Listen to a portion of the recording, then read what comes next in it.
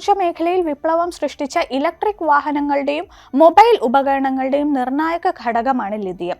എന്നാൽ ഈ വെള്ള സ്വർണത്തിനായുള്ള തീവ്രമായ ഖനനം നമ്മുടെ ഭൂമിക്കും ജലത്തിനും ജീവജാലങ്ങൾക്കും കനത്ത ഭീഷണിയാണ് ഉയർത്തുന്നത്. കാർബൺ പുറന്തള്ളൽ കുറയ്ക്കാൻ ലക്ഷ്യമിടുന്ന വൈദ്യുത വാഹനങ്ങൾക്ക് ശക്തി പകരുമ്പോൾ തന്നെ ലിഥിയം ഖനനം പ്രാദേശികമായി ഉണ്ടാക്കുന്ന പാരിസ്ഥിതിക സാമൂഹിക ആഘാതങ്ങൾ വളരെ വലുതാണ്. പരിസ്ഥിതിക്ക് ലിഥിയം ഖനനം ഉണ്ടാക്കുന്ന പ്രധാന ദോഷഫലങ്ങൾ എന്തൊക്കെയാണെന്നും ഈ വെല്ലുവിളികളെ എങ്ങനെ നേരിടാമെന്നും പരിശോധിക്കാം. ലിഥിയം ഖനനം പ്രധാനമായും 2 രീതികളിലാണ് നടക്കുന്നത്. പാറകൾ പൊട്ടിച്ചെടുക്കുന്ന രീതിയായ ഹാർഡ് റോക്ക് മൈനിങ്ങും ഉപ്പുവെള്ളത്തിൽ അതായത് ബ്രൈനിൽ നിന്ന് ബാഷ്പീകരണം വഴി വേർതിരിച്ചെടുക്കുന്ന രീതിയും. ഈ 2 രീതികളും വ്യത്യസ്തമായ പാരിസ്ഥിതിക പ്രത്യാഘാതങ്ങളാണ് ഉണ്ടാകുന്നത്. അതിലൊന്ന് ജലസ്രോതസ്സുകളുടെ വൻ ചൂഷണം, അതായത് ജലക്ഷാമം. ലിഥിയം ഖനനം ഏറ്റവും കൂടുതൽ ജലചൂഷണം നടത്തുന്നത് ചിലി, അർജന്റീന തുടങ്ങിയ രാജ്യങ്ങളിലെ ലിഥിയം ത്രികോണ മേഖലകളിലാണ്. ബ്രൈൻ ഇവോപ്പറേഷൻ വഴി വെള്ളം വൻ തോതിൽ പമ്പ് ചെയ്തെടുക്കുമ്പോൾ വരണ്ട പ്രദേശങ്ങളിലെ ഭൂഗർഭജലം അതിവേഗം കുറയുന്നു.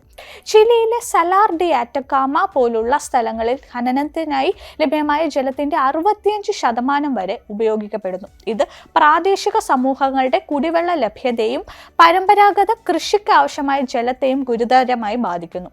ജലനിരപ്പ് താഴുന്നത് തണ്ണീർത്തടങ്ങൾ വരണ്ടുണങ്ങാൻ കാരണമാവുകയും അതുവഴി പ്രദേശത്തെ സൂക്ഷ്മ കാലാവസ്ഥയിൽ മാറ്റങ്ങൾ വരുത്തുകയും ചെയ്യുന്നു. 2 വായു, മണ്ണ്, ജലം തുടങ്ങിയവയുടെ കനത്ത മലിനീകരണമാണ്. പാറകളിൽ നിന്ന് ലിഥിയം വേർതിരിക്കുന്ന ഹാർഡ് റോക്ക് മൈനിങ് രീതിയിൽ പാറകൾ പൊട്ടിച്ച് ഉരുക്കുന്നതിനും രാസപരിവർത്തനങ്ങൾക്കും വൻതോതിൽ ഊർജം ആവശ്യമാണ്. ഇത് ബ്രൈൻ ഖനനത്തെക്കാൾ ഉയർന്ന അളവിൽ കാർബൺ ഡയോക്സൈഡ് പുറത്തുവിടാൻ കാരണമാകുന്നു. ഖനന മാലിന്യങ്ങളിൽ വിഷരാസവസ്തുക്കളും ഖനലോഹങ്ങളും അടങ്ങിയിട്ടുണ്ട്.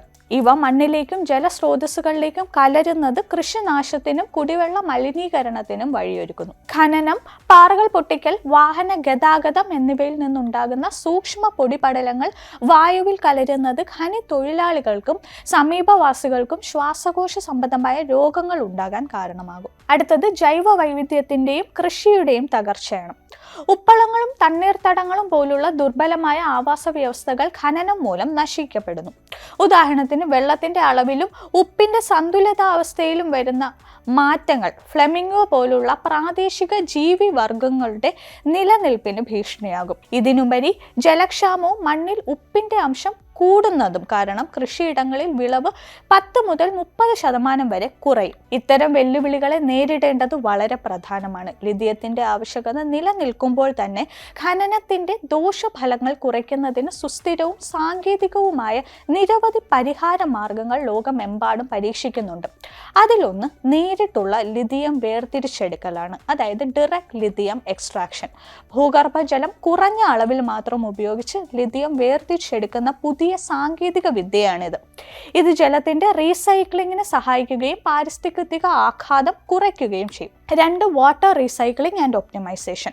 ഖനന പ്രക്രിയകളിൽ ഉപയോഗിക്കുന്ന വെള്ളം പരമാവധി ശുദ്ധീകരിച്ച് വീണ്ടും ഉപയോഗിക്കുക. കൂടാതെ ബ്രൈൻ ബാഷ്പീകരണ കുളങ്ങളുടെ കാര്യക്ഷമത വർദ്ധിപ്പിക്കുക. അടുത്തത് പുനരുപയോഗ ഊർജം ഉപയോഗിക്കൽ.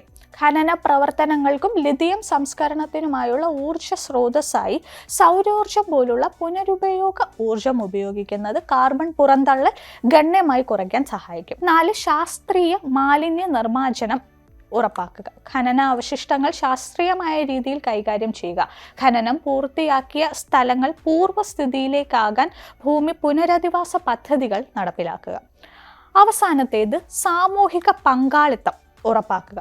ഖനന പ്രവർത്തനങ്ങൾ തുടങ്ങുന്നതിന് മുമ്പ് തദ്ദേശീയ സമൂഹങ്ങളുടെ അഭിപ്രായങ്ങളും ആശങ്കകളും കണക്കിലെടുക്കുക.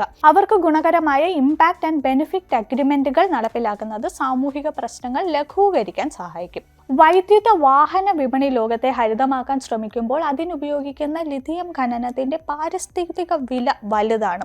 സാങ്കേതിക വിദ്യയുടെ സഹായത്തോടെ സുസ്ഥിരവും ഉത്തരവാദിത്വവുമുള്ളതായ ഖനന രീതികൾ സ്വീകരിച്ചാൽ മാത്രമേ ഭാവി തലമുറയ്ക്ക് ലിഥിയം ഒരു ഭീഷണിയാകാതെ ലോക പുരോഗതിക്ക് ഉപകരിക്കുകയുള്ളൂ.